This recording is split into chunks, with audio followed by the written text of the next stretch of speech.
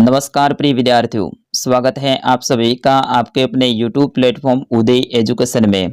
आज के इस वीडियो में लेके आया हूं अर्धवार्षिक और वार्षिक परीक्षा सत्र 2023-24 की दृष्टि से इम्पोर्टेंट कक्षा 9 का विज्ञान विषय का पेपर, जो कि आपके आने वाले अर्धवार्षिक और वार्षिक परीक्षा की दृष्टि से वेरी मोस्ट इम्पोर्टेंट रहेगा। जिन विद्यार्थियों ने इस वीडियो को अंत तक देख लिया उनको आपको विज्ञान में अच्छे अंक लाने से कोई भी नहीं रोक सकता है, क्योंकि इसमें जितने भी प्रश्न हैं आपके एग्जाम की दृष्टि से अति महत्वपूर्ण प्रश्न रहने वाले हैं।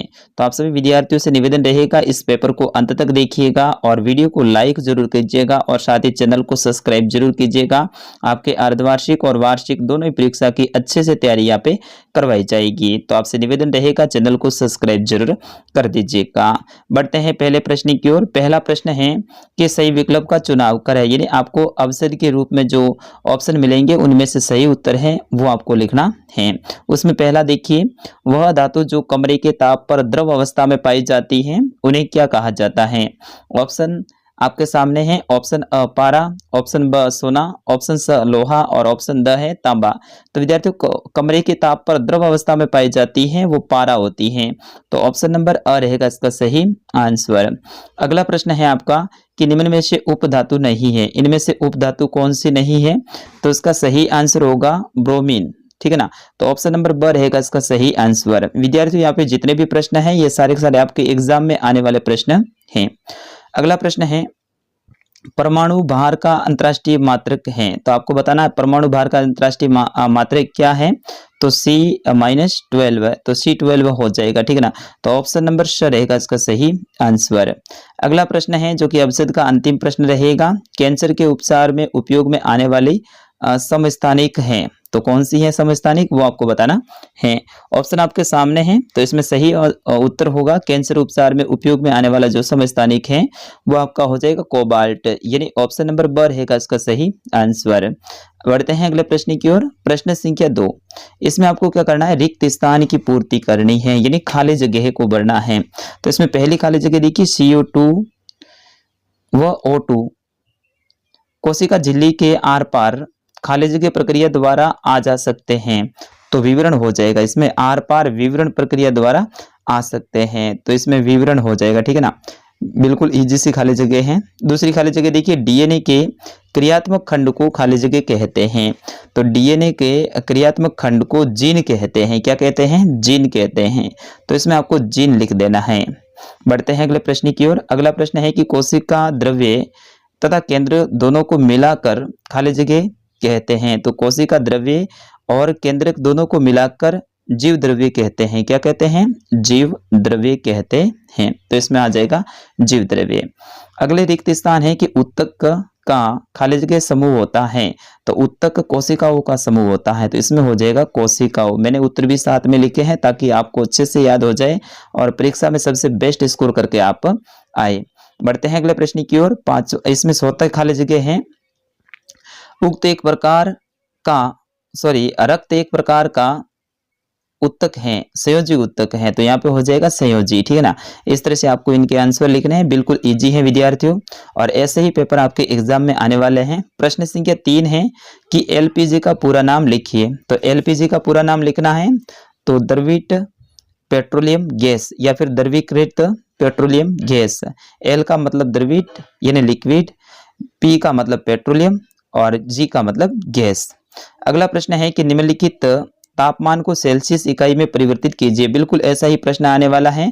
तापमान इकाई है उनको आपको केल्सियम में जो लिखा हुआ है उसको सेल्सियस में बदलना है। जैसे कि 300 केल्सियस और 573 केल्सियस, इनको आपको सेंटीग्रेड में यानी सेल्सियस में बदलना है। तो सेल्सियस में बदलने के लिए माइनस आपको कर देने हैं 273, यानी यहाँ पे 300 दे रखे हैं तो 300 के माइनस 273, तो इनको माइनस करेंगे तो अपने पास में जो उत्तर आएगा वो आएगा 27। तो ये 27 डिग्री सेल्सियस हो जाएगा। इसी तरह से ये आपको जो दूसरा है 573, तो 573 में 273 घटा देना है तो 300 हो जाएगा। इसका सही उत्तर हो जाएगा 300 डिग्री सेल्सियस, इसका सही उत्तर रहेगा। इस तरह से निकाला जाता है। आपको ध्यान रखना है केल्सियस है उसको अगर आपको निकालना है तो आपको 273, सेल्सियस में से सेल्सियस निकालना है तो -273 करना है, और अगर सेल्सियस है उनमें से केल्सियस निकालना है तो आपको +273 कर देना है। ठीक है ना। मान लो प्रश्न ऐसा है कि 27 डिग्री का केल्सियस निकालिए, 27 डिग्री का, तो इसमें क्या करना, प्लस कर देना है 273। तो आपका सही उत्तर हो जाएगा 27 डिग्री का जो केल्सियस है वो आपका हो जाएगा 300। इस तरह से आपको निकालना है, बिल्कुल इजी है, कोई भारी नहीं है। बढ़ते हैं अगले प्रश्न की ओर। प्रश्न संख्या 5, गलनांक क्या आशय है, यानी गलनांक किसे कहते हैं। तो इसका सही आंसर होगा जब ठोस पिघलकर द्रव में परिवर्तन हो जाता है और जिस न्यूनतम ताप पर ठोस पिघलकर द्रव बनता है उसे गलनांक कहते हैं। दोबारा से बता रहा हूं, जब ठोस पिघलकर द्रव में परिवर्तित हो जाता है और जिस न्यूनतम ताप पर ठोस पिघलकर द्रव बनता है उसे क्या कहते हैं, गलनांक कहते हैं। तो विद्यार्थियों ऐसे ही प्रश्न आपके एग्जाम में आएंगे, पूरा पेपर देखिए, सारे के सारे प्रश्न आपके एग्जाम में आने वाले हैं।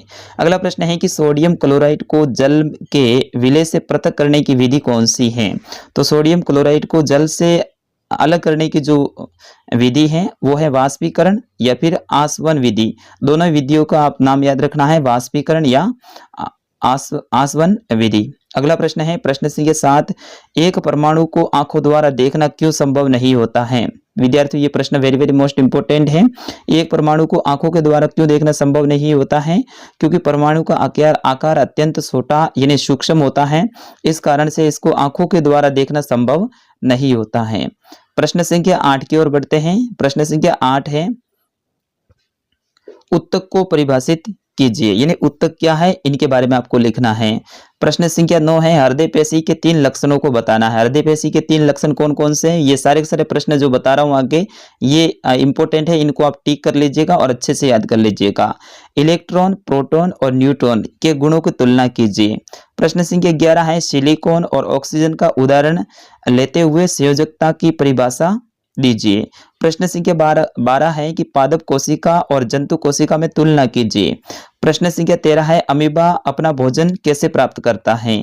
प्रश्न संख्या 14 है, जंतु कोशिका का नामांकित चित्र बनाना है। तो जंतु कोशिका का चित्र यहाँ पे दे रखा है, आगे आप देख लीजिए, इस तरह से होता है जंतु कोशिका का चित्र, यानी इनके ये पार्ट होते हैं। बढ़ते हैं अगले प्रश्न की ओर। प्रश्न संख्या 15 है कि विभिन्न रक्त कोशिकाओं का नामांकित चित्र बनाइए। तो रक्त कोशिकाओं का नामांकित चित्र बनाना है तो इस तरह से बनाया जाता है, आप अच्छे से देख लीजिएगा। लाल रक्त कणिका, फिर उसके बाद में कोशिका द्रव्य, फिर उसके बाद में इसका जो ये वाला है ये भाग केंद्रक है, और फिर उसके बाद में न्यूट्रोफाइल, फिर उसके बाद में इनके अलग अलग ये पार्ट हैं। इस तरह से आपको ये चित्र बनाना है। प्रश्न संख्या 16 है, रुधिर क्या है और रुधिर के विभिन्न घटकों के नाम लिखिए। तो रुधिर क्या है ये सबसे पहले आपको ध्यान रखना है और फिर उनके घटकों के नाम भी लिखने हैं। प्रश्न संख्या 17 है, निम्न में अंतर स्पष्ट कीजिए। जलचर और सरीसृप या फिर पक्षी वर्ग और स्तनपायी वर्ग, इनमें आपको क्या करना है, अंतर स्पष्ट करना है। प्रश्न संख्या 18 है, गुरुत्वाकर्षण के सार्वत्रिक नियम नियम के क्या महत्व है ये आपको बताना है।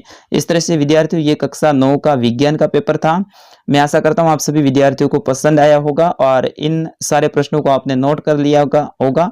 अच्छे से याद कर लीजिएगा, आपके एग्जाम में ऐसे ही प्रश्न आने वाले हैं। तो फिलहाल के लिए इस अपडेट में इतना ही। इस वीडियो में मिलते हैं अगले वीडियो में, तब तक के लिए नमस्कार, जय हिंद।